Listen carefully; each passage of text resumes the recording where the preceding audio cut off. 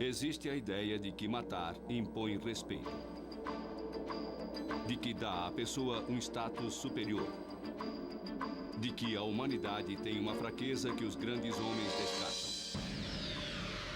Ideias de assassinato e mentes imaturas. Esses delírios que marcam profundamente o mundo moderno foram explorados há mais de um século em um dos maiores romances já escritos. Crime e Castigo.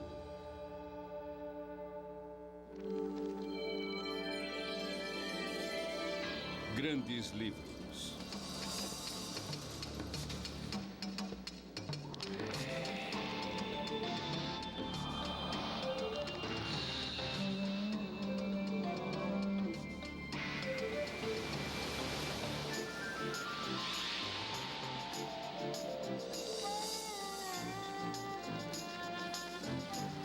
Grandes livros.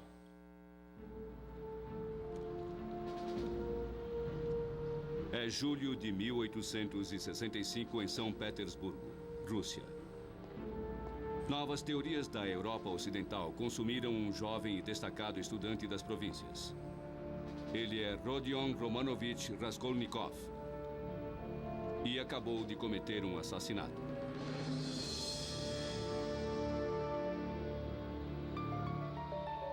Raskolnikov ficou possuído pelas teorias do homem grandioso. Queria mostrar que era extraordinário, destinado a ser grande, livre para criar suas próprias leis e matar se julgasse correto. Durante algumas semanas antes do assassinato, Raskolnikov manteve-se fechado em seu quarto. Perguntava-se se era mesmo extraordinário, capaz de matar por um objetivo. Uma coisa ele sabia: não queria ser um homem comum, atado por códigos morais comuns. Assassinato, segundo ele, poria à prova a teoria e revelaria sua natureza.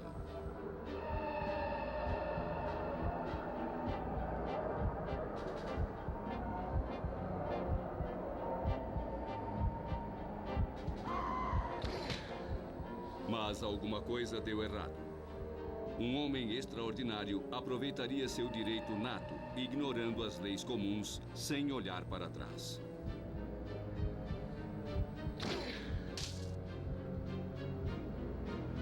Raskolnikov não encontrou essa liberdade. Desde o crime foi torturado por lembranças e por um sentimento de fracasso.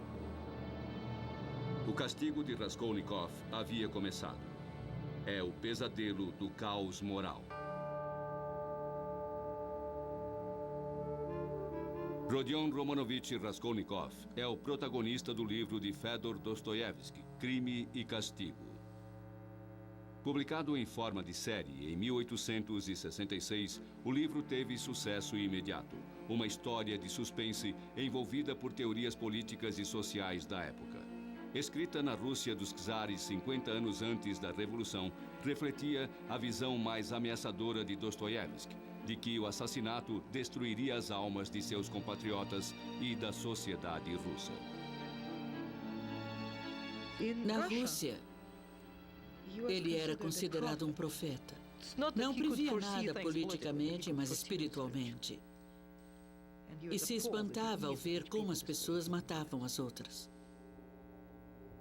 Raskolnikov é um ícone, um símbolo eterno do solitário que mata para ser grande. Eu queria saber se era um verme, como os outros, ou um homem. Sou uma criatura hesitante ou tenho o direito de matar?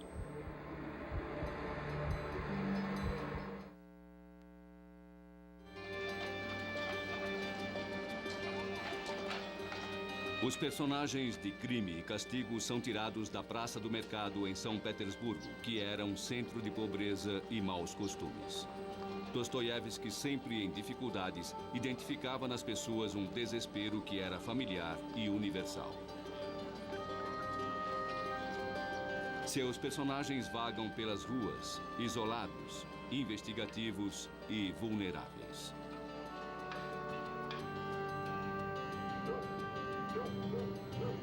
Os aspectos espirituais dos livros de Dostoiévski tornaram-no mal visto entre os líderes comunistas. Mas hoje, em São Petersburgo, o autor e sua obra são apreciados no Café Idiota, nome inspirado no romance de Dostoiévski, O Idiota.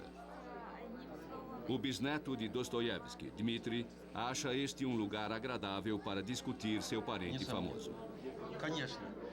O que estou querendo dizer para você é que quando eu falei que Crime e Castigo, para mim, era, na verdade, um livro de suspense, eu estava querendo dizer de uma forma genérica. Para mim, a coisa que realmente importa no livro, acima de tudo, é a ideia que ele passa da alma humana. São questões que ele levanta que dizem: que tipo de pessoa você realmente é? Como foi que você tratou do seu problema? Como é que você vai viver depois de tudo que fez? Vou dizer o que é. Problemas que todos os homens têm dentro de seus corações. É realmente disso que Dostoiévski trata, na verdade. Ou seja, se quer que eu diga em outras palavras, quando ele escreve, ele na verdade escreve sobre sofrimento. Ele escreve sobre as nossas reações a todas as complexidades que nós criamos para nós mesmos e para os outros também. Na verdade, acho que ninguém que lê o livro se identifica de fato com o personagem de Raskolnikov. Mas, por outro lado, todos nós pensamos em matar alguém alguma vez, em algum momento. Quanto a isso, eu não tenho a menor dúvida.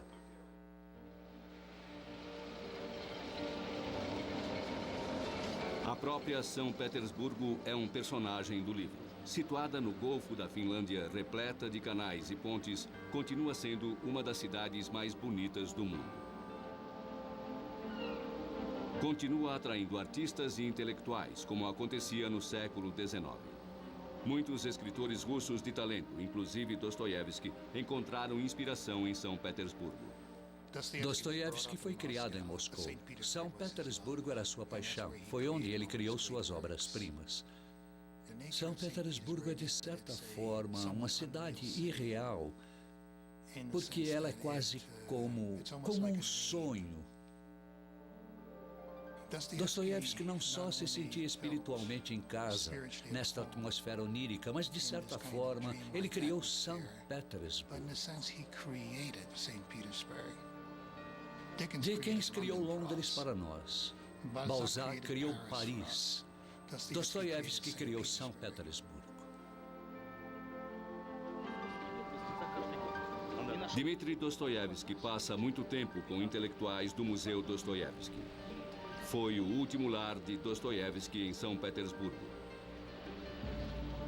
O escritor sempre alugou apartamentos de esquina, com 2 ruas e uma igreja à vista. Assim lembrava as escolhas da vida, o caminho de Deus ou algum outro.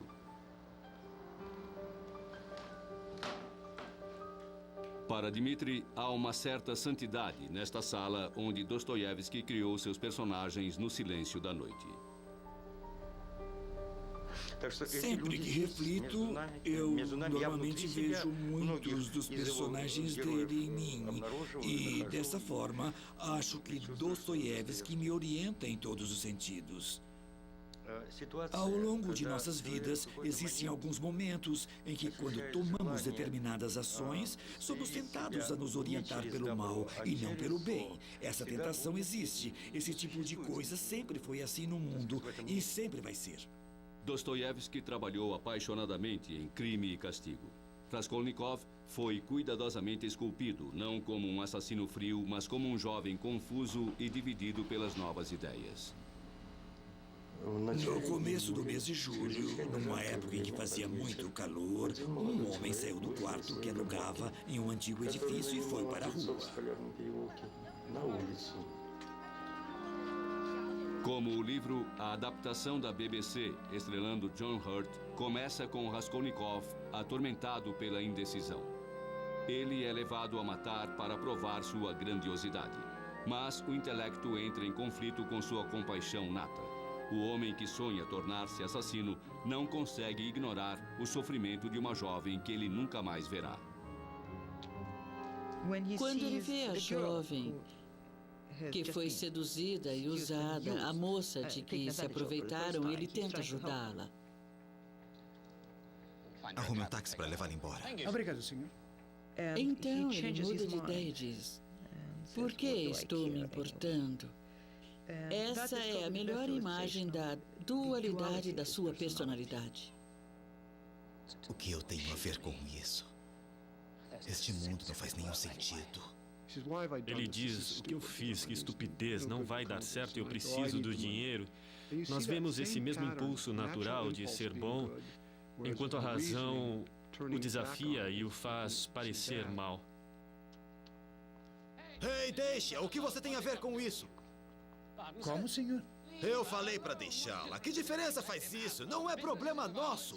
Raskolnikov, embora não esteja louco nem esquizofrênico, está totalmente dividido. E Raskolnikov tem muitos impulsos bons. Ele convive com um grande ímpeto de liberdade, que faz dele um assassino terrivelmente brutal. Ele é pobre, arrogante, irritado com sua existência comum. Mas Raskolnikov se preocupa com sua mãe dedicada e sua irmã, que o sustentam com seus salários ínfimos. Uma carta de sua mãe informa que sua irmã, Donia, ficou noiva de um comerciante. Raskolnikov acha que Donia está se sacrificando para ajudar financeiramente a família. Irado, ele tem agora um novo motivo para matar: dinheiro.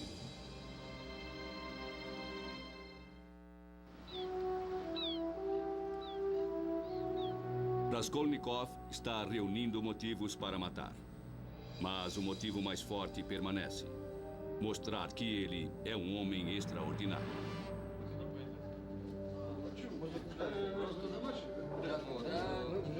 Crime e Castigo investigou as teorias do homem extraordinário que Dostoiévski considerava perturbadoras na Rússia contemporânea. As discussões começaram com a publicação, em 1865, da história de Júlio César por Louis Napoleon. Os intelectuais debatiam a ideia do homem grandioso, o homem extraordinário, o super-homem. Homens destinados à grandiosidade e com direito de perseguir seus objetivos a qualquer custo. As teorias eram divulgadas por dois filósofos alemães, Nietzsche e Hegel, mas o catalisador do debate foi o livro escrito por Louis Napoleon, sobrinho do famoso imperador. A ideia era glorificar o homem grandioso em referência a Napoleão, dizendo que ele está muito acima da gente comum. E se de alguma forma ele precisar dispor da vida humana ocasionalmente, tudo bem, tudo perfeitamente bem. Pedro o Grande, que criou São Petersburgo, também era considerado um homem grandioso. Escravizou milhares de pessoas para empreender sua visão de uma nova capital para a Rússia. A crueldade de Pedro o Grande parece ter amaldiçoado esta cidade com um resistente espírito de intenções sombrias. Era uma cidade perigosa. É como se ela tivesse o poder de infectar as pessoas com coisas que poderiam possuí-las, fazê-las agir com a cabeça e não com o coração. Sentei-me naquele meu pequeno quarto como uma aranha. Fiquei pensando, sonhando. Cheguei a acreditar que as pessoas quase sempre são tolas e nunca vão mudar. Porque essa é a lei da sua natureza. E qualquer um que tenha força de mente e de espírito vai poder dominá-las. E quem ousa pode criar suas próprias leis. Raskolnikov se envolve numa experiência com a vontade humana. Se não existe a vontade de Deus, então toda a vontade é minha. Posso fazer o que quiser.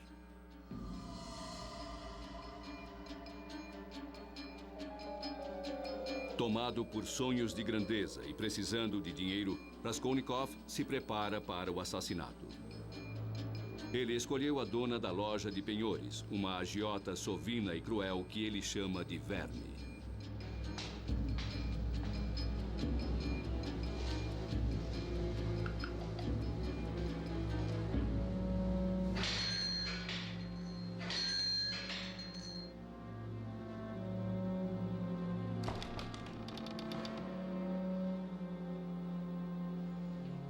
Trouxe uma coisa para penhorar.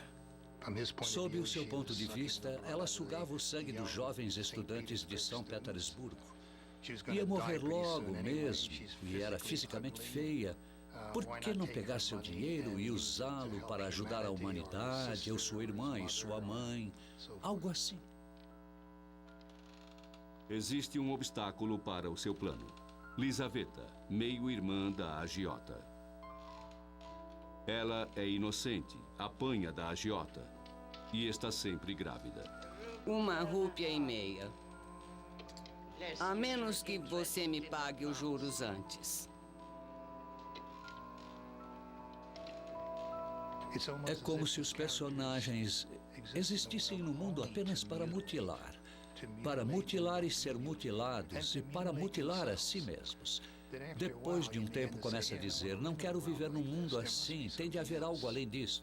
Com o seu trabalho, ele começa a se envolver na questão mais profunda da não existência de Deus, mas não necessariamente daquele Deus que fica cuidando de nós, mas uma força além da vontade humana, porque a vontade humana é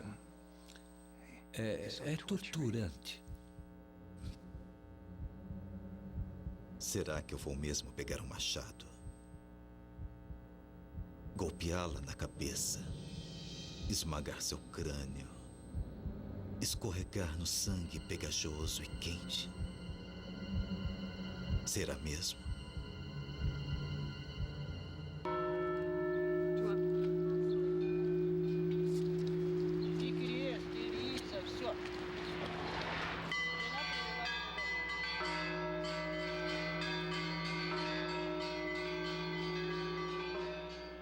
Ninguém, em nenhuma época, conseguiu ir tão fundo na alma humana e com tanta coragem quanto Dostoiévski.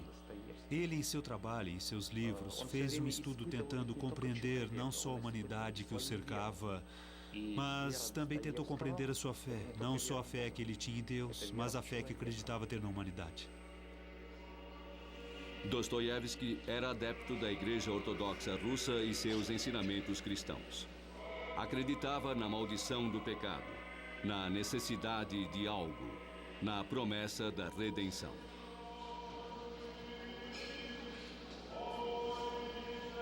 Muitos dos personagens de Dostoiévski são anjos caídos, vítimas de seus próprios desejos. Ele preenchia suas páginas com as batalhas morais que conhecia bem. Dostoiévski era um jogador compulsivo e teve um longo relacionamento adúltero durante o primeiro casamento.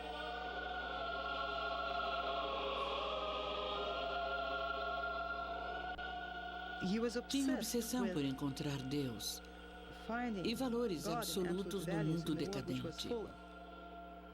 Ele sabia que tinha culpa, não tinha ilusões quanto a isso. Por isso tinha compaixão e solidariedade com os criminosos. Todos eles. Raskolnikov ouve no mercado que a agiota estará sozinha, sem Lizaveta, na noite seguinte. O destino, segundo ele, interveio a seu favor. Sua decisão não tem volta.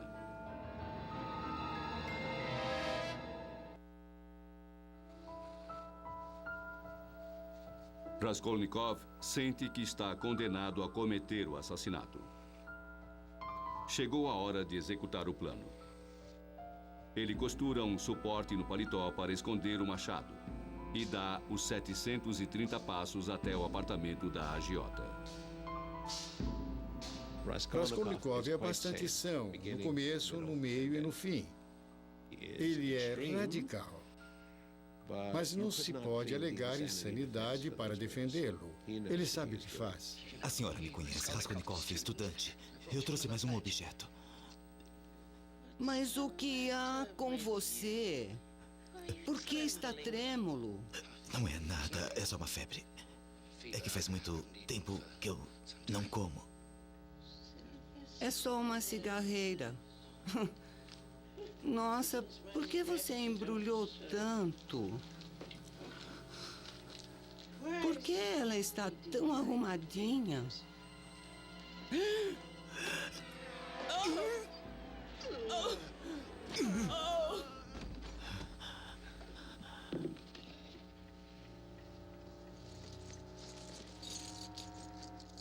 De repente, ele sente que tem o poder ao golpear a cabeça dela com um machado. Dostoiévski, de certa forma, não deixa de ser sangrento. Ele, na verdade, cede ao apelo de ser violento, de ser imoral, de ser um personagem perverso. Ele vai até a mala para pegar o dinheiro e as joias. De repente, houve um barulho. Lizaveta voltou.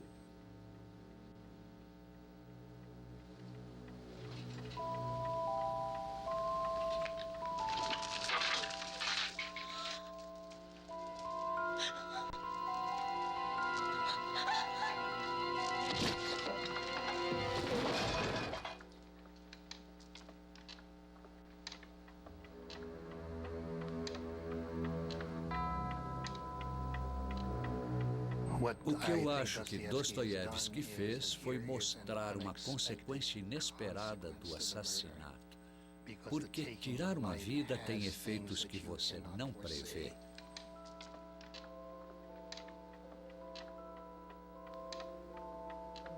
Matá-la revela de imediato o fracasso da ideologia supostamente impecável de Raskolnikov. Torna-se rapidamente uma coisa básica e não intencional que revela que ele não tinha direito de resolver as coisas matando, para começar, porque acaba vitimando uma pessoa inocente. Ele foge dali sem ser visto.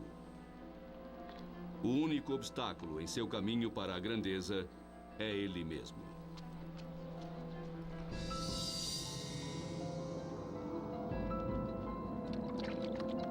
Eu fiz isso por um ideal. Só isso. Um dia eu perguntei a mim mesmo: e se Napoleão estivesse em meu lugar e em seu caminho houvesse apenas uma velha que deveria ser morta por causa do dinheiro? Será que ele teria hesitado? Concluí que ele não teria pensado duas vezes. E no fim, eu também não pensei.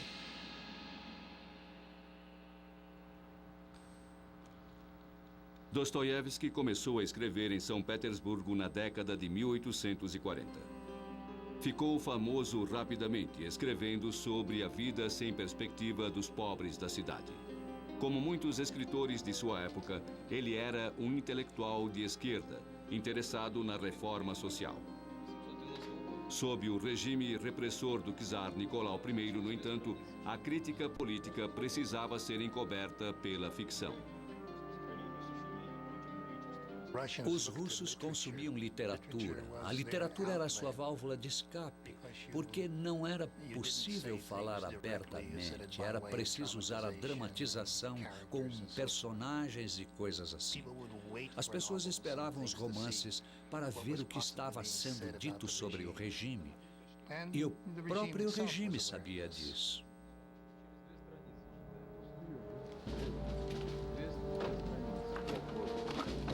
Dostoiévski entrou para o círculo de Petrachevsky, um grupo liberal de oposição ao czar. Os membros se reuniam nas noites de sexta para discutir ideias socialistas populares, graças às recentes revoluções na Europa.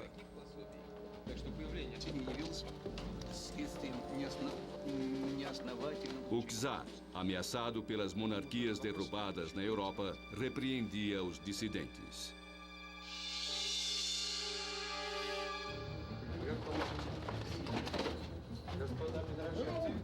Em 1849, os membros do círculo de Petrachevsky foram presos, inclusive Dostoiévski, então com 28 anos.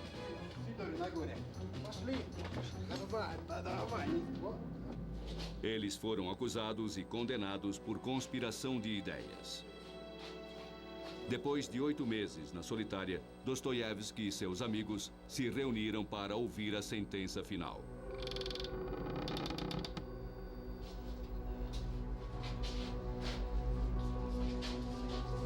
Eles trocaram palavras de perdão e amor e foram conhecer seu futuro incerto.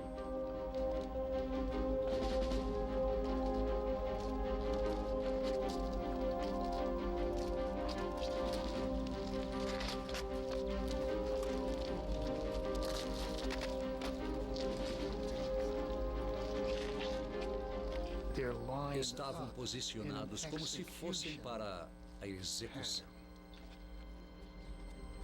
Ele percebeu que enfrentaria o pelotão de fuzilamento. Não houve julgamento nem nada. Havia um padre lá. Ele ouviu a confissão final. O capuz dos condenados foi colocado nos 3 primeiros homens. Ele estaria no segundo grupo a ser executado.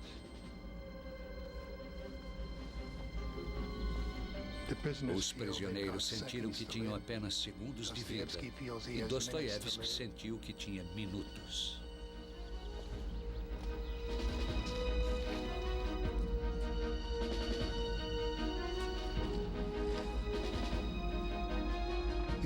A ordem foi dada.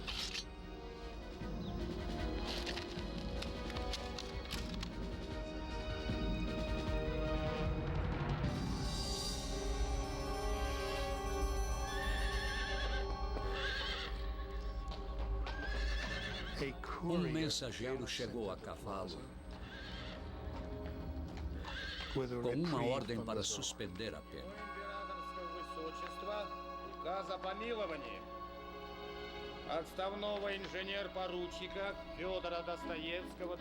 Por muito tempo, achamos que foi assim que aconteceu, mas foi apenas uma encenação do Tsar.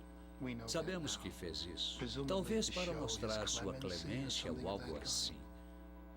Foi bizarro e realmente ultrajante. Ainda assim, o que Dostoiévski sentiu foi real, não foi bizarro, e durou muito tempo.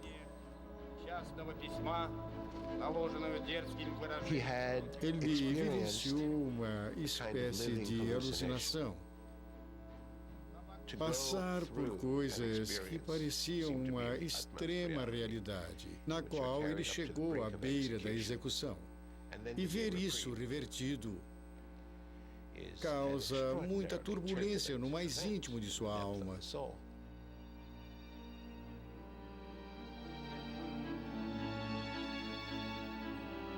Dostoiévski foi condenado a 4 anos na Sibéria e mais 5 anos em exílio como soldado comum.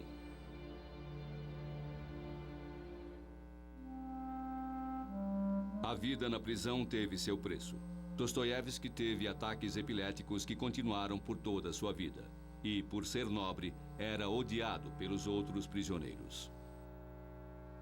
O único lugar em que havia uma sociedade igualitária era na prisão, na Rússia tsarista, onde os prisioneiros políticos se misturavam aos criminosos comuns.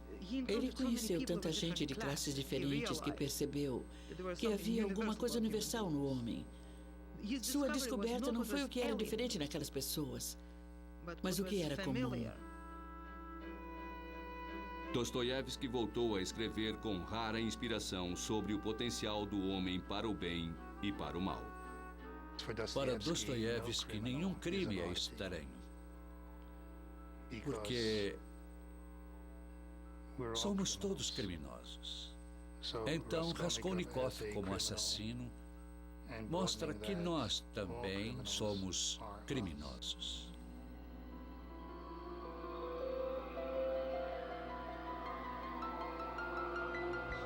Nos dias após o assassinato, Raskolnikov tem febre, sofre com seu desespero e confusão. Raskolnikov se repreende e se flagela porque não estava pronto para ser um homem de ferro. Um homem sem sentimentos, isso significaria a liberdade máxima, poder matar aparentemente sem sentir nada. Ele está com medo, pensando se a polícia desconfia dele. Em pânico, Raskolnikov rapidamente esconde a bolsa que roubou da agiota. Sem olhar os objetos e sem contar o dinheiro, enterra a bolsa no jardim e jamais volta a vê-la. Raskolnikov volta para seu velho sofá, trêmulo e totalmente só. A punição para qualquer crime é esse isolamento. A sensação de que a ligação entre você e a humanidade foi rompida. Você se afasta das pessoas que o amam e que você ama.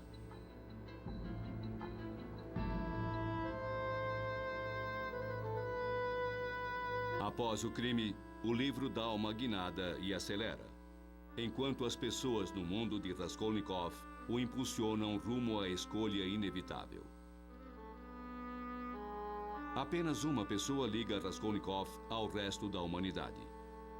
Sônia, a prostituta que ele conheceu após os assassinatos. Sônia era perfeita cristã, embora fosse prostituta, fazia isso por uma razão muito cristã, ajudar sua família e sofreria de tudo para fazer o que era correto. Quem é? Eu, Raskolnikov.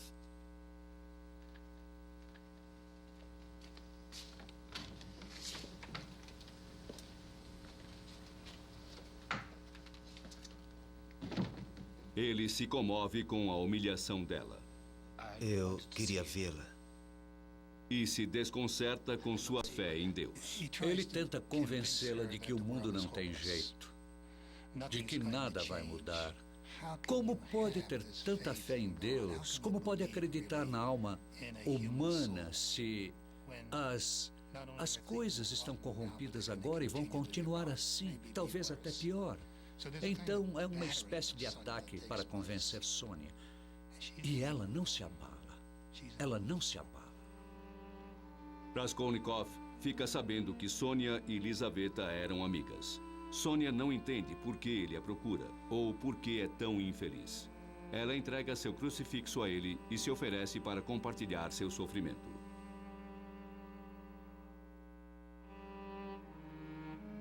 Raskolnikov não sente remorso pelo assassinato. Apenas se desespera por não ter conseguido mostrar que é um grande homem. Nada alivia esse desespero. Nem mesmo o sono ajuda, pois ele sonha com o assassinato. No sonho, ele retorna ao apartamento da velha. Ele a vê ali no escuro, está com o machado de novo e começa a cortar a cabeça dela.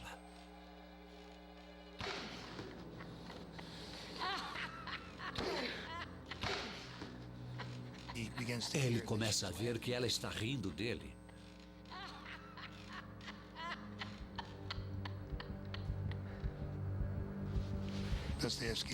Dostoiévski está mostrando que aquilo é o terror. O assassinato não havia dado certo. A experiência não tinha funcionado. O Raskolnikov poderoso e belo não existia. Na verdade, quando ele acorda desse sonho, é Svidrigailov que está lá. Svidrigailov é um homem casado, cujo assédio escandalizou a irmã de Raskolnikov, Donia. Svidrigailov age simplesmente em nome de seu prazer. Svidrigailov é um super-homem.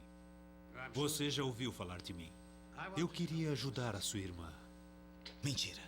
Não sou o monstro que você imaginava. Svidrigailov é totalmente egoísta, mas é maravilhoso. Ele é o personagem que pretende seduzir a irmã de Raskolnikov.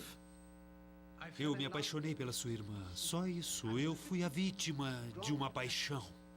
E Svidrigailov é o homem responsável pelo suicídio de duas meninas com idades entre 13 e 15 anos que ele conheceu intimamente, ou seja, sexualmente. Sentindo repulsa, uma delas se enforcou e a outra se afogou. Ele agora está com uma terceira menina de 15 anos, com a qual não vai se casar porque se apaixona pela irmã de Raskolnikov.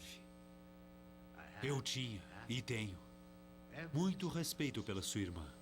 Mas parece que não tinha pela sua esposa. Ele é o amoral que Raskolnikov acredita ser ou pretende ser.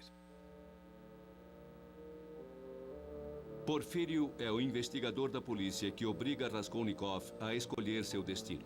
Inicialmente, no entanto, ele considera Raskolnikov suspeito pelos crimes e trava com ele uma batalha de ideias. Vai ficar doente de novo. Precisa se cuidar. O que sabe da minha doença? Sente-se. Parece doente. Precisa se controlar. Vai acabar ficando louco se continuar assim, tocando sinos à noite e perguntando sobre sangue. Deveria consultar um médico. Estava delirando quando fez aquilo. Eu não estava. Eu sabia exatamente o que estava fazendo. Escute aqui, Rodion Romanovich. Se tivesse metido nessas coisas horríveis, diria mesmo que não estava delirando, não é? Se você pensasse um pouco, eu diria que você estava delirando. Não que seja verdade. Por que você distorce tudo que eu digo? Raskolnikov nunca sabe se está sendo acusado ou não. E também não sabe sequer se é considerado suspeito ou não. Porfírio constantemente constrói incertezas.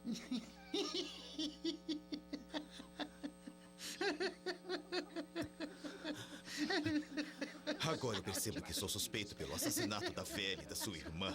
Se você acha que este é um caso, pode me prender, mas eu não vou permitir que sobe de mim, entendeu? Eu não vou! Dostoiévski trabalha o padrão comum de cometer um assassinato, tentar se safar e assim fugir das autoridades. Isso está no livro e, ao mesmo tempo, existe a verdadeira perseguição. Raskolnikov não está fugindo do crime e do castigo. Ele está simplesmente correndo em direção ao castigo. Raskolnikov não se sente culpado por ter matado a agiota, mas seu isolamento é insuportável. Ele é atraído por Sônia e quer que ela o perdoe por ter matado Lizaveta. Você lembra? Na última vez em que eu vim, disse que se viesse hoje, diria que matou Lizaveta. Como pode saber? Eu sei. Ele foi descoberto? Não. Por que me assusta assim? Ele não queria matar Lizaveta.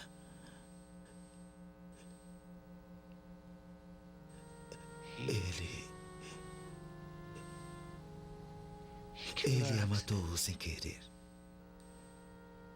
Ele queria matar só a velha.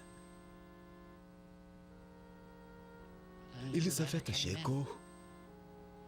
Então ele a matou. Ele confia seu segredo a Sônia, mas Svidrigailov está ouvindo. Não! Não, não! O que você fez? O que você fez consigo mesmo? Meu Deus! Meu Deus! Svidrigailov planeja usar a informação em seu próprio proveito.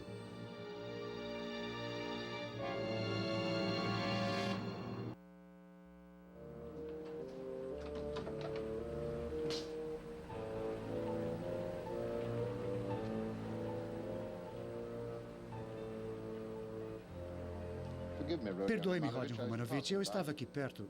Você não estava, então eu fiquei esperando caso você retornasse. Eu acho que deve haver mais franqueza entre nós. Já é hora de parar com essas suspeitas traiçoeiras e insinuações. Somos pessoas inteligentes, mas não está aparecendo. Então, quem é o assassino?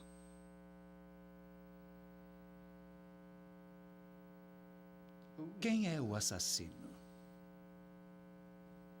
É você, Rodion Romanovich. Você é o assassino. O tempo se esgotou para Raskolnikov. Está surpreso? Bem... Ele tem 3 dias para se entregar ou ser preso. Apenas o suicídio pode evitar sua prisão. A irmã de Raskolnikov, Dunya, está chocada com a notícia. Svidrigailov, que ficou viúvo, espera mudar sua vida imoral de total liberdade, conquistando o afeto de Dunya. O que você quer? Posso salvá-lo. Tenho dinheiro e amigos. Ele vai para os Estados Unidos. Sai do país em 3 dias. Só depende de você. De mim? Faça o que quiser. Você só faz o que quer mesmo. Não foi assim que sempre viveu? Sem se importar com as outras pessoas? Você é um homem repugnante e desprezível, Arkady Ivanovich. Você me dá nojo, me dá nojo. O homem grandioso, Svidrigailov, não conquistou o amor de Donia. Incapaz de mudar, sem esperança de redenção, ele toma uma decisão. Quando ele decide se matar, uma sentinela assustada se aproxima dele e diz: "O que está fazendo com essa arma?" Enquanto Svidrigailov leva friamente a pistola até a testa e diz satisfeito: "Eu vou para os Estados Unidos", e atira. É a forma que Dostoiévski tem para dizer que os que escolhem a liberdade e os Estados Unidos estão escolhendo o suicídio. Ele personifica o pensamento ocidental de Dostoiévski, que é o pensamento europeu, o pensamento inglês, o pensamento francês do século XIX. Dostoiévski, que já não era liberal, era fiel aos valores tradicionais russos ditados pela Igreja e pelo czar. A liberdade individual, para ele, levava à destruição moral. Dostoiévski acredita que quando você realmente deseja ter sua própria liberdade, uma liberdade total, eliminando tudo que o prende, vai se tornar um assassino, um estuprador de crianças. É o ponto de vista mais radical e assustador, mas é muito profundo, é muito intenso em Dostoiévski, e acho que ele é a base do romance. Raskolnikov escolhe o caminho de Sônia, a confissão, mas continua a não se arrepender. Eu estou aqui. Leve-o para escrever a confissão de próprio punho e traga-o de volta. Ele admite apenas que é um fracasso como homem grandioso, mas não que a teoria ou seu terrível crime fossem errados. Dostoiévski tem muita integridade como novelista dramático, como grande contador de histórias, como criador de personagens no estilo shakespeariano, e não pode suportar a ideia de Raskolnikov trair a si mesmo.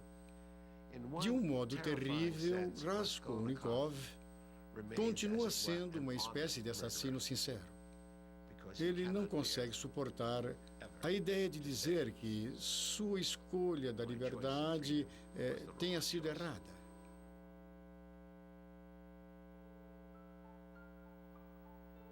Crime e Castigo foi a primeira das 5 grandes obras de Dostoiévski, a primeira a conseguir o realismo que ele pretendia alcançar. Foi o estilo que ele usou até seu último romance, Os Irmãos Karamazov, que foi terminado 3 meses antes de sua morte, em 1881. No epílogo, Raskolnikov é condenado a 8 anos na Sibéria. Sônia vai com ele, como havia prometido. Por fim, após meses na prisão, isolado e enraivecido, Raskolnikov vê Sônia.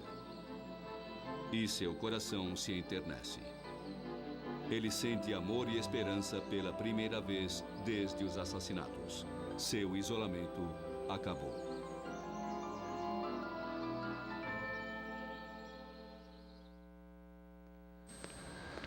Quando escrevia, ele não estava escrevendo apenas sobre sua época, sobre a época em que vivia. Na verdade, se observar bem, há poucas descrições de paisagens, poucas descrições da natureza ou do ambiente. Em qualquer um de seus livros, o importante para ele, o importante em sua obra, sempre foi o indivíduo e sua personalidade. Dostoiévski havia escolhido uma localização verdadeira para o quarto de Raskolnikov quando escreveu o livro. O vão da escada para o sótão é uma espécie de santuário.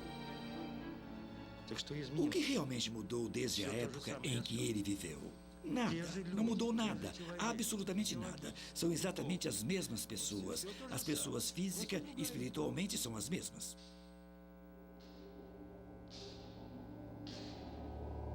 Não resta muita coisa além da pequena porta do quarto.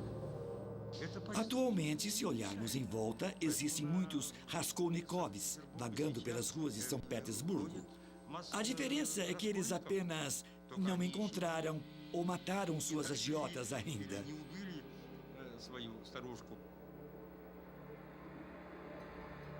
Havia apenas ideias no ar em meados do século XIX.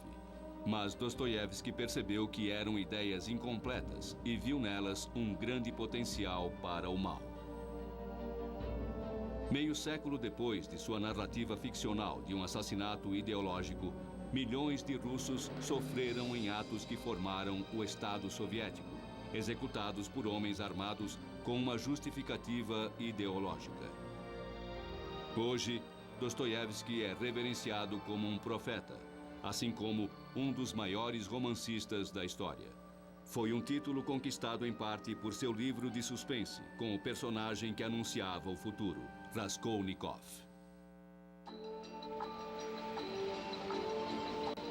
Versão brasileira, Clone.